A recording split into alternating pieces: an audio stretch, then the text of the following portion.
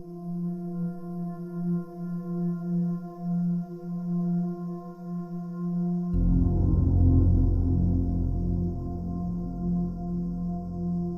faço o que eu faço por causa do meu pai. Ele foi um herói.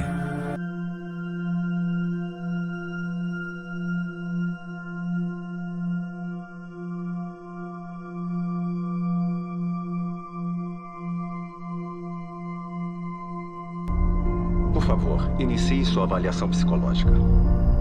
Se possível, descreva seu estado mental e emocional, por favor. Eu tô bem. Pronto para trabalhar da melhor forma possível.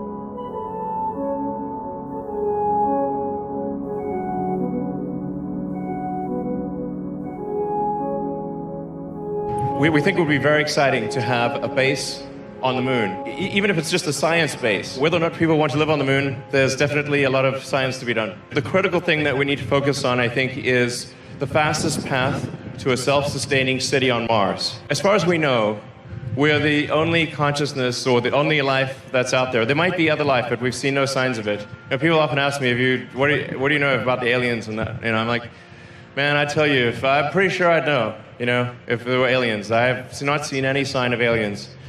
I think we should really do our very best to become a multi-planet species and to extend consciousness beyond Earth. And we should do it now. Film is called Ad Astra, Latin for the phrase "to the stars." And it is about a journey into the far reaches of our solar system. But for the tortured soul at its heart, Major Roy McBride, this journey is also very much inward.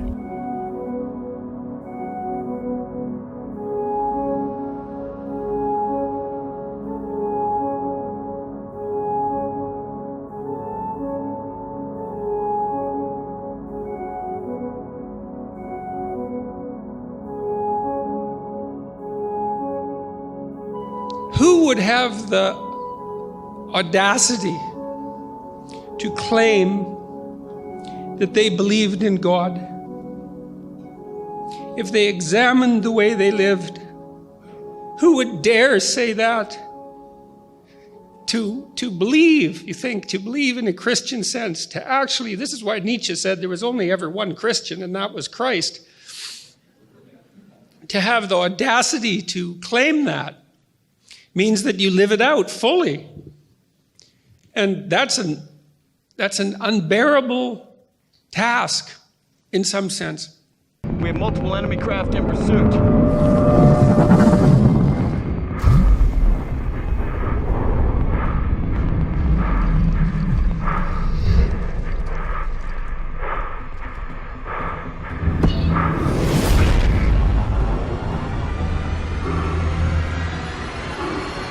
The question is, what's the goal? You know, what is really valuable? What really gives us meaning in the end? Is it conquering Everest, or is it really experiencing love and with in those relationships with our family and friends? Or can you have both?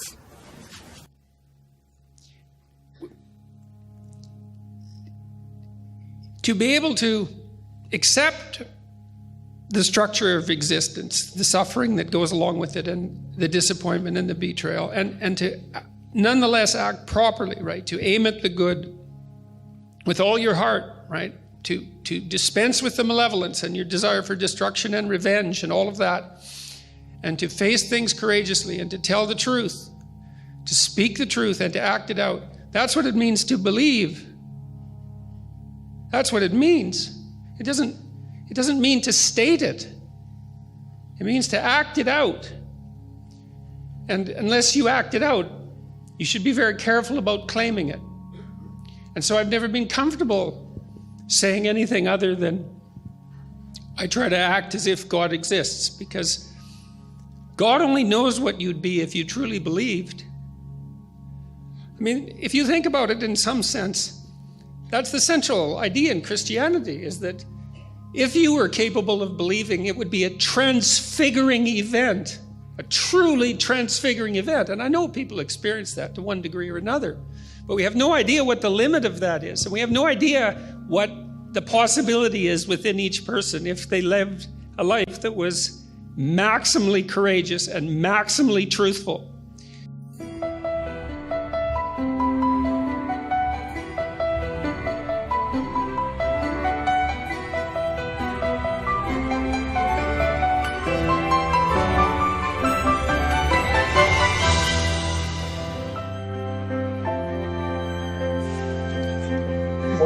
Morning, kiddies. Morning. How you doing?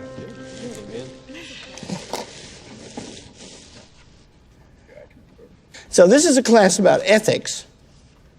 What is that? The study of human character, what one ought to do. What do we mean by character?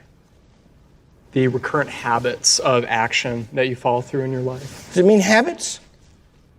It's the steady state of, it's formed through habits. So you have the steady state through which you'll act in a particular way because of the kind of character you have. So that's something to mark down. Before we're done, we need to figure out what we mean by a steady state. And we need to figure out how you get one. I argue that ethics is the study of how best to live.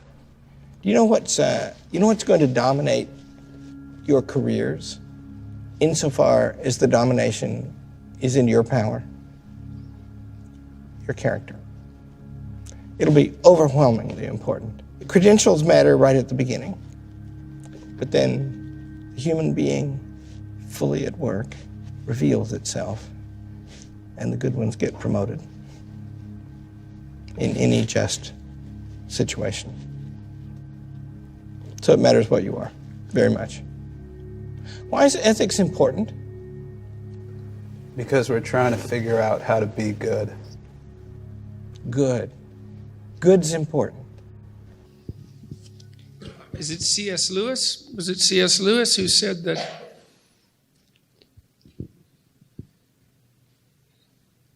if you cease to believe in God, you'll start to believe in anything? That was the British guy. Chesterton. Yeah, Chesterton. Thank you. Right. Yeah. Yeah. Well, that's a good way of looking at it. And then the issue of God as well is that there has to be something of fundamental worth. There is something that you consider of fundamental worth. You know, I think that regard for other people, for the consciousness of other people, for the conscious being of other people, is in that realm. If you're going to have a relationship with yourself, if you're going to be able to love someone else, if you're going to be able to take care of your family and your community, you have to attribute to human beings a value that might as well be described as divine, given that it has to be the ultimate value that you hold. Ethics is ethics trying to figure out how to be good? No, it's becoming good. Being good, isn't it? Being good. Give me another definition of that word, Juan. Of ethics? Yeah. I would say development of your character. Character. Big word, big word. The Greek word charesein. Is it like a mark? Yeah, mark, etch, engrave, tattoo. You know, not paint on the surface, dig in, right? Character is dug in, something deep in us. And if we do our work well, everybody who watches this is going to know how you do that. Certainly in this one, the father is all about himself and his pursuits. And this has left our character rather wounded.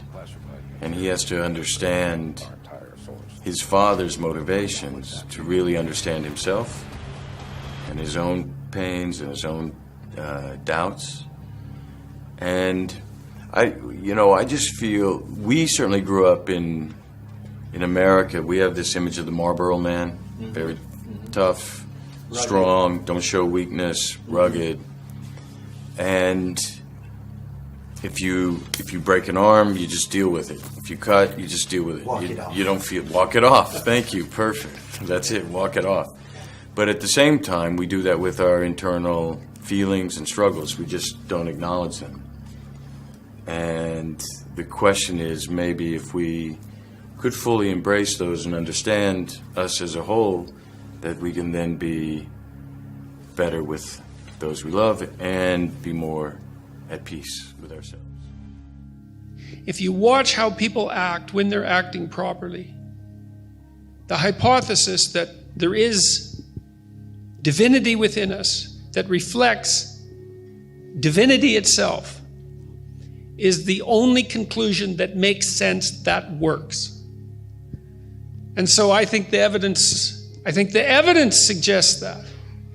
You know, you said, you look what happens when societies lose their bearings. It's like, yeah, that's what convinced me. To the degree that I became a religious person, wasn't as if I discovered God. It was more like I discovered Satan or discovered the devil, and certainly believed that very powerfully, metaphysically or not. You don't have to read that much about what happened in Nazi Germany or what happened in the Soviet Union or what happened in Maoist China, what continues to happen in many places around the world, to be convinced that there's a great darkness.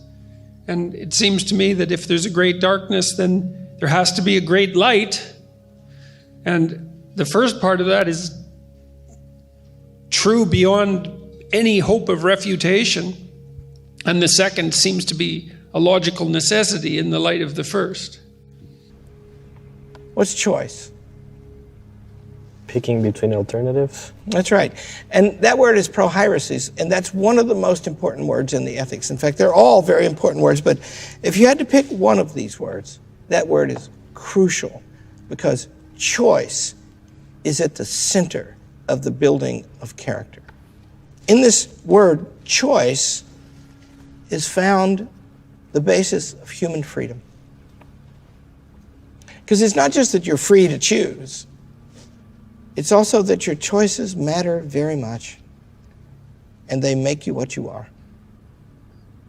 Human beings, we're going to discover, face obstacles, and the virtues are the good confrontation and tackling of those obstacles.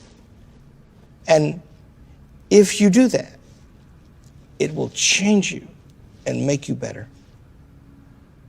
You can become awesome.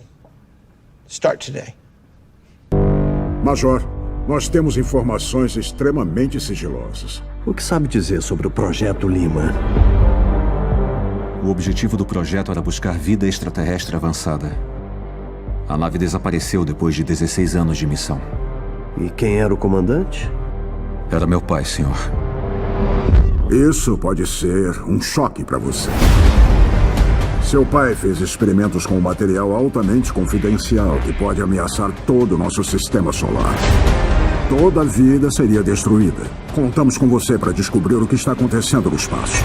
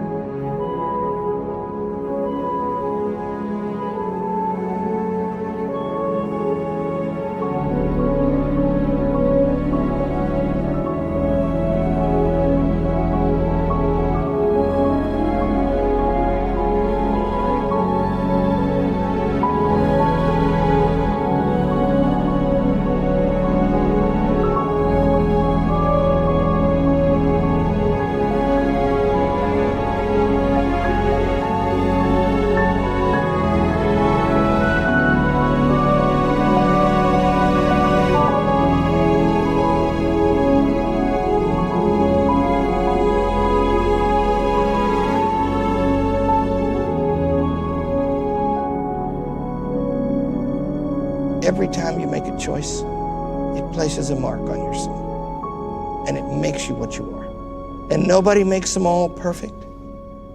Anybody who's determined to make them well every day, and having failed some that day, start again in the morning, those people become good. And we'll find out not only good, also happy, which is what we all want to be more than anything else. And happy doesn't mean, in this book, we're going to get to it, it doesn't mean feel good about yourself and have a pleasant outlook on the day.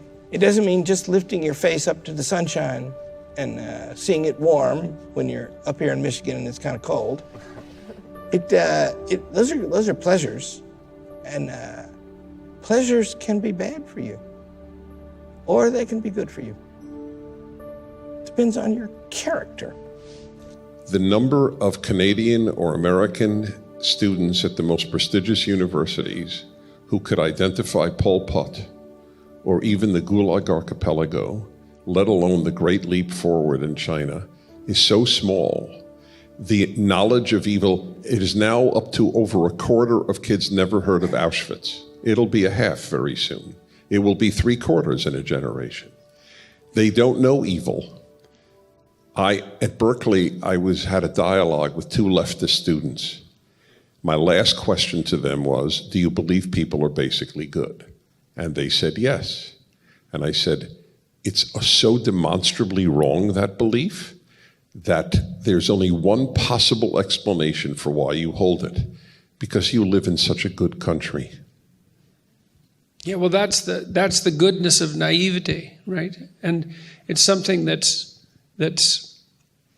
encouraged. You know, you encourage that by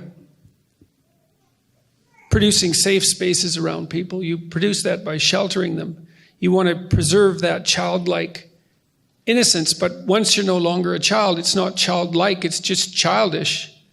And that's not good, to be a 40-year-old child and to think that people are fundamentally good. It's not that good is very difficult. It's by no means the default position. What's the default position? Entropy, catastrophe, tragedy, malevolence, and death. That's the default position. The good struggles up against that. That's no easy thing to manage. To think of that as intrinsic. It's an intrinsic possibility, but it's not something that you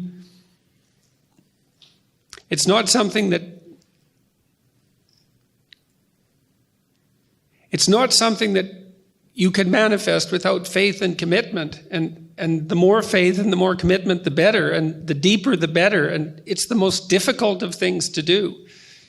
Now here's what happens. When you say yes to Jesus, the Holy Spirit moves in, and suddenly there's a war that starts going on inside of you. Does anybody know what I'm talking about?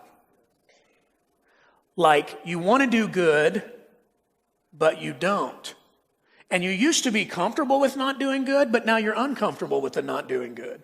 And it's like all of a sudden there's this back and forth thing. The reason that is you used to be on your own and it was you and your conscience. But now it's you, your conscience, and the Holy Spirit. And there's a bunch of things that you were comfortable with that the Holy Spirit is not comfortable with. There's a bunch of things that you rationalize, and the Holy Spirit's going, no, those are just lies. And all of a sudden, there's this tension inside of you. If you don't know what I'm talking about, you might want to re-examine your life and say, have I really given my life to Jesus? Because I will promise you this, when you give your life to Jesus, He leaves us His peace, but in that peace, there's a little bit of war. And I struggle just like you do. And we all have different things, and we all have different challenges. There are no perfect people. There are no perfect marriages. There are no perfect parents. There are no perfect friendships. There are no perfect sibling relationships. We're all imperfect. We're all broken. We're all sinners, and we all need God. And everybody said? So here we are as the church saying, come Holy Spirit. We need you. Help us. There is no rule that I could give you that would produce love, joy, peace, patience, kindness, goodness, faithfulness, gentleness, and self-control in your life. There's no rule I could ever give you that makes you a more loving person. In fact, what rules do many times is rules make us worse. Do you know any religious jerks? Some of the greatest evil in the world today is religious evil. Because it's human beings propping themselves up in arrogance, and pride is the greatest of all sin, and pushing people down. I'm right and righteous, and you're wicked and evil. And so I'm going to curse you and stone you and hurt you based on some wrong misconception and belief I have about God. Religion makes things worse. Because when we're religious, I can't love you. I'm too busy being in competition with you. And in my heart, I know I'm not right. So I'm just going to point out more and more how you're not right, so we ignore what's not right about me. Is anybody... Yeah.